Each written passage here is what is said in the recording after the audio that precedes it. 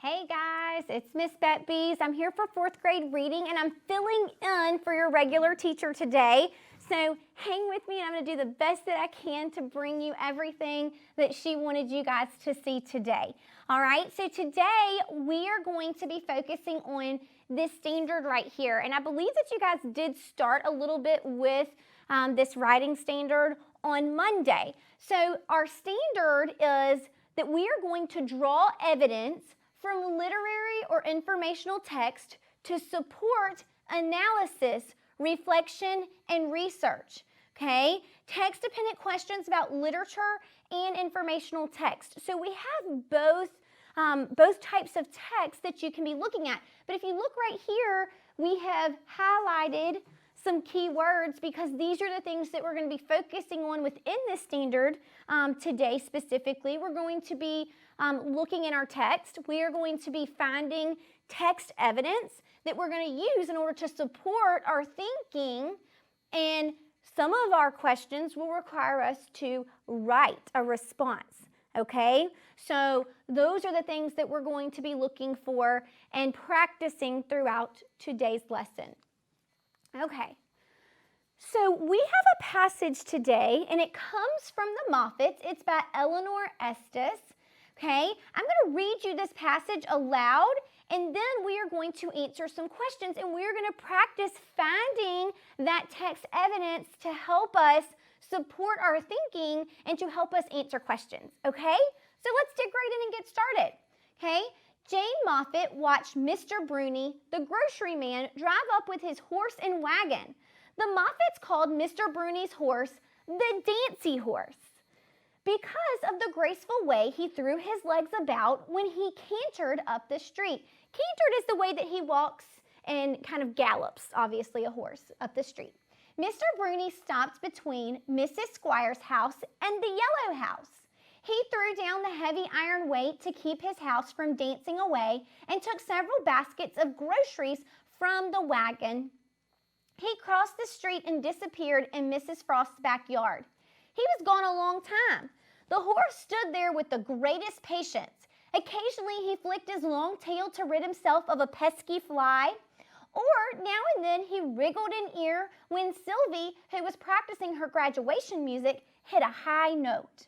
And sometimes he raised one dainty foot or another and then planted it firmly on the ground. For the most part, however, he stood there dreamily looking neither left nor to the right. Jane watched him and watched him. He had wings and could carry her away. He was the wooden horse of Troy, and many men could step out of him. He was a bridge that she could walk under.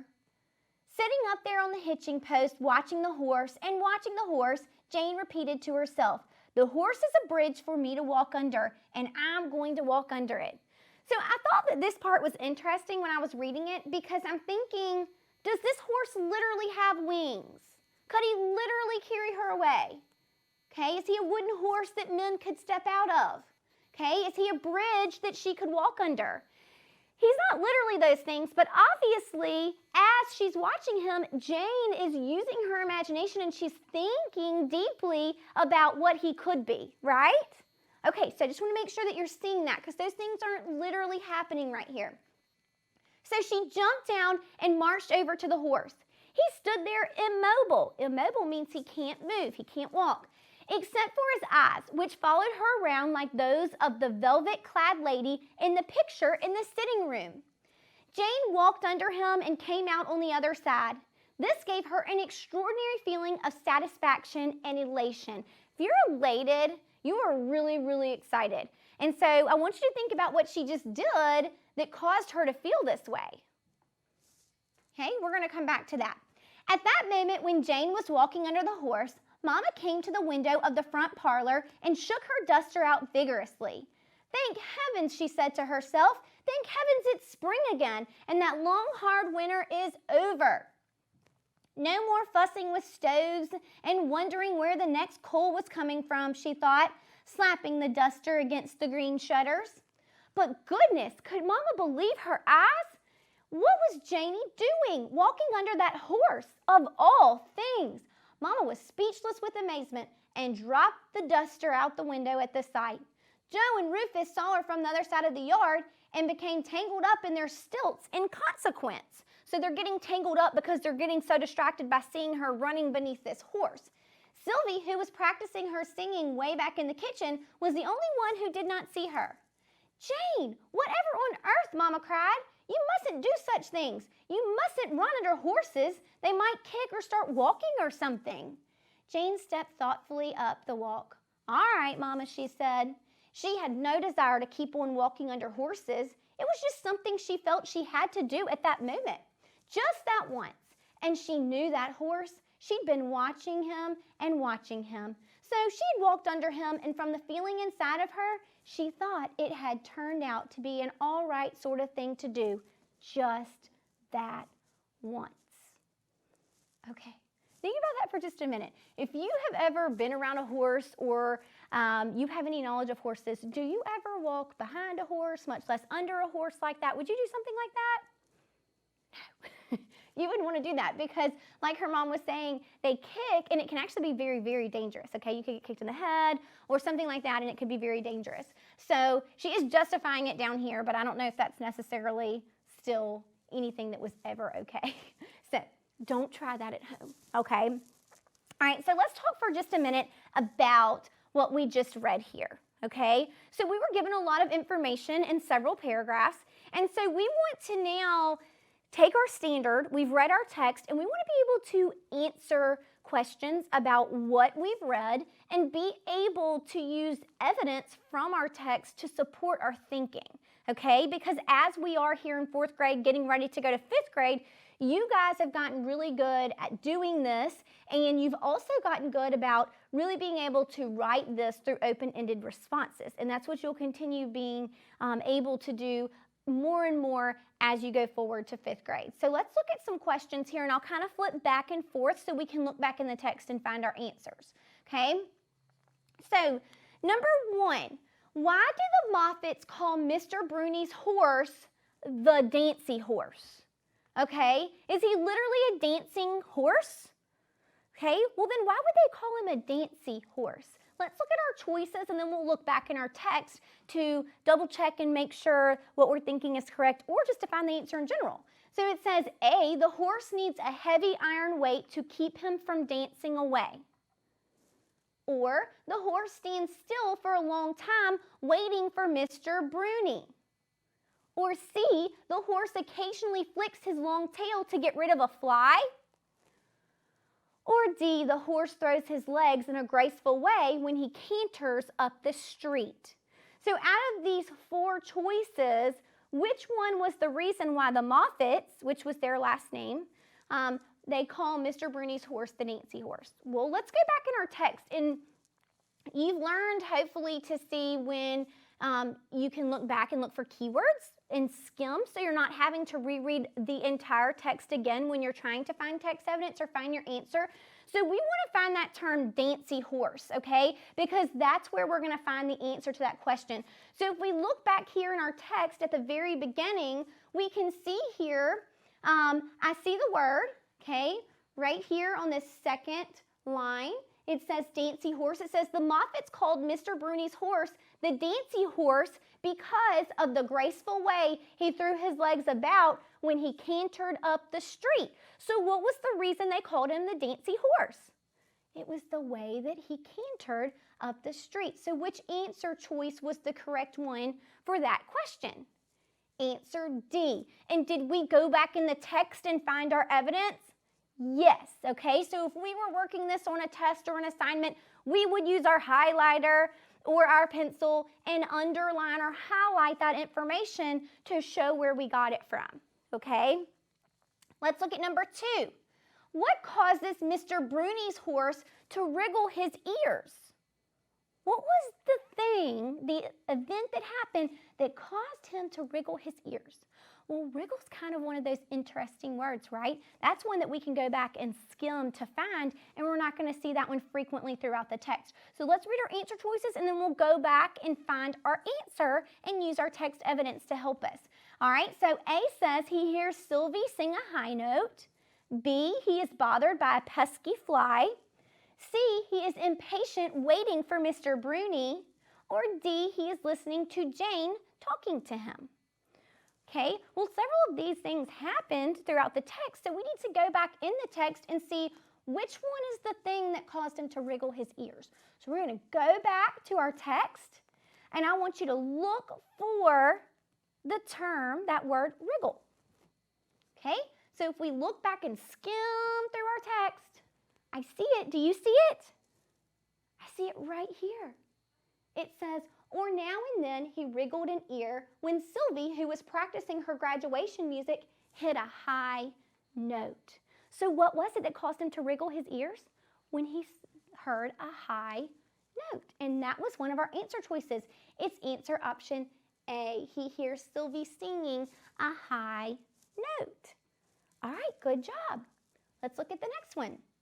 Okay, so this question, its structure, its setup, its format, you hear all those different terms, is a little different, but that's no big deal. Just because we don't have answers to choose from in multiple choice doesn't mean that we can't just find these answers, okay? Sometimes we have to find them without being given any hints, and you can do that. We just did that. We just did it. We could have done each of those questions without having choices to look at, and we found them in the text using our evidence, okay? So we are going to answer this, and here we would write our answers as opposed to just circling the correct answer. Now, today I'm not going to write on this. We're just going to talk through it. But, you know, if this was a test or something like that, you would just write what we're saying. You would just copy back from your text if it's there. Now, sometimes you do have to infer, and you might have to reword and get your own information. But today we're really focusing on finding that text evidence that's actually right there. It's very explicit. If we have to infer, we'll talk about that. All right, so what details from the setting show that this story probably took place a long time ago? Did they tell us when this story took place? They didn't. But this is where that inferencing is coming in and drawing conclusions. You guys have talked a lot about that. I know this fourth quarter. And so we're going to use that today to help us fill this out right here, okay? So we are going to describe two details about our setting. So they're being specific. Our setting, remember, is when and where a story is taking place. So we're thinking about the setting of this story, and we want to find two details that show us that this happened long ago, okay? So let's go back in our text and let's see what were some clues that tell me this isn't happening right now. This happened long ago. So let's look back. Go specifically to that first paragraph, okay? I want you to look in that first paragraph. Do you see some clues that let you know that this is happening in the past? Okay? One of the very first ones that I saw, and I bet you noticed it when we were reading too, was that it said, Jane Moffat watched Mr. Bruni, the grocery man, drive up with his horse and wagon. Horse and wagon, do we use those anymore? No, we don't use those today. So that's a hint, that is a major clue and a major piece of evidence that lets us know this isn't happening right now, okay? And then they also said that they were using it to deliver groceries, okay? We do have the luxury of having groceries delivered to us again, but that's really just come about here in the last few years. But back in the day, long ago, they did do that. And then, of course, today we use cars or other modes of transportation as opposed to a horse and a wagon. So if I were going to fill this out right here for detail 1, I would write that in the text, it told us that Mr. Bruni, the grocery man, drove up with his horse and wagon to deliver groceries. And that would just simply be the only thing that you would have to write there in words, okay? And we went back in our text and found evidence. Okay, it doesn't say it happened long ago, but we know because that piece of evidence. All right, let's see if there was anything else that lets us know, because they want us to find two pieces of evidence. So do you see any more pieces of evidence? Okay, well, I noticed that down here when Jane's mom sees her out the window, it said that Mama, it's right here, it says, Mama came to the window of the front parlor and shook her duster out vigorously. Those are terms that were used in the past, okay? The parlor is one of the rooms in the house where usually it's kind of your fancier room, but we don't call rooms parlors anymore. So that was a clue to me and a piece of text evidence that let me know that this happened in the past. And it's also talking about shaking out the duster, okay? So those are two more things. It's really all in one sentence, so I'll put all of that in one sentence as my second detail, okay? And just write that in the text, they used the term parlor and duster by saying Mama came to the window of the front parlor and shook her duster out vigorously. And those were terms that were used in the past or long ago. Okay? All right. So the last big thing here is really taking and being able to find your answer and then being able to write it in complete sentences and a paragraph, usually for something like this, where we are answering a question and we're giving details from the text to help us answer it, okay? So let's look at that really quickly. It says, describe what happens that gives Jane an extraordinary feeling of satisfaction and elation. Why does Jane feel this way? Use details from the stories to support your answer. So you see questions like this all the time, and you're going to continue to see them all the time as you move forward. So this should be a pretty easy one, okay? And this should be one that you can do pretty quickly. So I need to think about my question, okay? We want to find out what gave Jane that extraordinary feeling of satisfaction and elation from our story. And we stopped there and talked about that because I told you what elation meant. It meant that she was really, really excited and really, really happy. So we kind of know where to go and even look for this piece of information and for this answer. And so we want to know what gives her that feeling and why does she feel this way. So let's go back and look, okay? And so it talked about how she was feeling this elation. Look back in your text and see where we found that. Okay, if we go right here to this 8th paragraph, it says, Jane walked under him and came out on the other side. This gave her an extraordinary feeling of satisfaction and elation. Okay? Well, if you think back to your story, you know that what she was walking under was the what? The horse. So walking underneath the horse gave Jane a feeling of elation and satisfaction. So why do you think she felt that way? Why do you think that gave her such satisfaction and happiness? Well, if we think back and look back in our text, we know she really looked at and studied this for a very long time before she actually moved on it. So she's thinking very, very deeply about this, and she goes and does it. And then over here towards the end of the story, it tells us, you know, how she has just really, really desired to go up beneath this horse. And so when she does it, she finally feels this satisfaction and elation after watching him all day. So that would be what you would write as your answer to your open-ended response. Okay, guys, well, that is all that we have time for today. I hope you enjoyed that passage, and hopefully we'll see your teacher back on Monday. Join us then. Bye, guys.